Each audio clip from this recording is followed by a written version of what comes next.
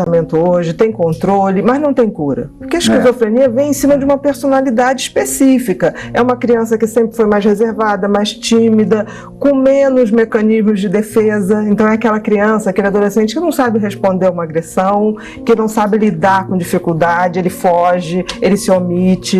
Então, claro que quando ele abre uma doença dessa, ele não virou assim, ele não foi uma criança feliz, expansiva e ficou um bichinho, não. Ele já tinha uma personalidade predisposta a isso. Mas o interessante é que a gente sabe hoje que a esquizofrenia tem tratamento, tem controle, mas tudo tem a ver com a precocidade do tratamento.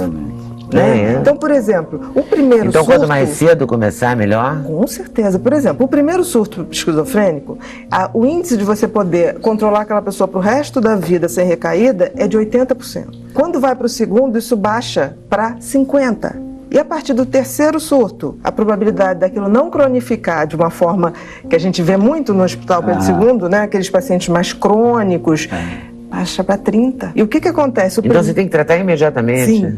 Até porque a psicose não é difícil de detectar, porque é um quadro muito florido, ela é difícil de tratar, de conscientizar e tratar. Você de cara, assim, numa entrevista, numa consulta, você saca? Claro. Se a pessoa é esquizofrênica porque é muito florido o quadro. Tipo o quê? O que é um quadro florido? Por exemplo, a família chega e traz. Aí a família diz que ele está delirando. Ele está vendo que aquilo vai prejudicar, ou vou internar, ele fica mudo. Você tem que, com psicose, entrar no jogo do paciente. Então, eu nunca nego. Por exemplo, tem um cara debaixo do sofá. E será? Por que ele está aqui? Nossa, a gente tem que investigar isso. Então, eu sempre digo, vamos investigar isso, porque ele está sempre perseguido, né? E na hora que você faz isso, ele abre um sorriso, tipo assim, alguém está me entendendo. Então, é muito fácil. Ou ele está ouvindo, ou ele está correndo, ou ele está desesperado, porque é um sofrimento absurdo. Ou ele se cala, porque ninguém entende, então ele se cala para não dar bandeira, mas mesmo assim, ao estar calado, ele já está dando a bandeira. Se tiver um mendigo falando sozinho, uma criança olha e fala, tá maluco, né, mãe?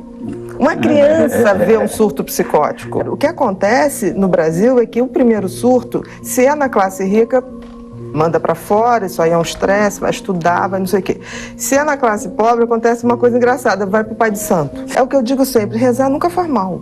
Vai lá, mas não deixa de tratar. Não tem problema nenhum. Reza também. Reza também, não faz mal nenhum. Agora, o que acontece é que cronifica, né? Porque quando chega, já teve o terceiro. Um surto a primeira vez, 6 meses antes, o paciente já começa a dar sinal.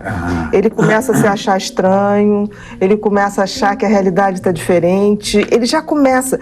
Porque a psicose, ela é uma quebra. É como se você tivesse uma parede, que é a nossa personalidade, e ela, 6 meses antes, ela começa a rachar.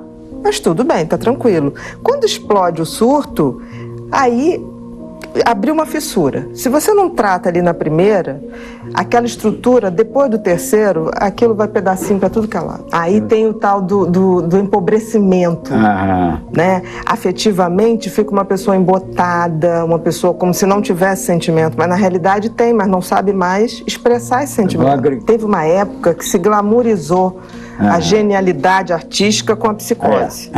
Então, por exemplo, o cara começava a delirar e pintar, então, nossa, deixa ele assim porque ele está produtivo, ele é um gênio da arte, ele é um gênio da pintura, um gênio da literatura, seja o que for, né? O que acontece é que a gente não pode esquecer que antes da pintura, da arte, seja como for, tem uma pessoa ali sofrendo horrores. Horrores.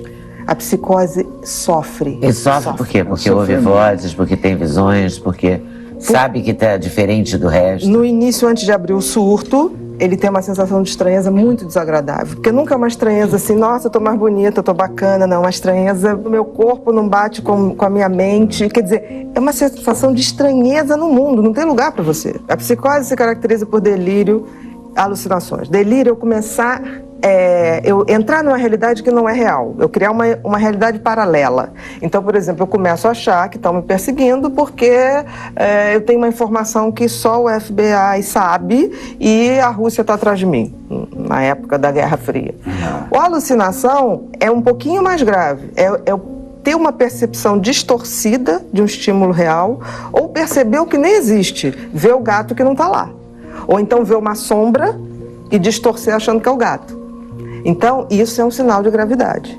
Agora, esses sintomas, o delírio e a alucinação, eles são muito gritantes. Esse é fácil de identificar. Os que causam muito mais, você tem que pesquisar mais, é a afetividade.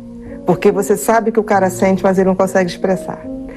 Ele quer se comunicar, mas ele não consegue. Ele fica, você conta uma coisa, ele fica olhando para você como se ele te penetrasse. Ele entra por dentro da tua alma, é uma coisa impressionante. A esquizofrenia, o índice é de 1% da população geral.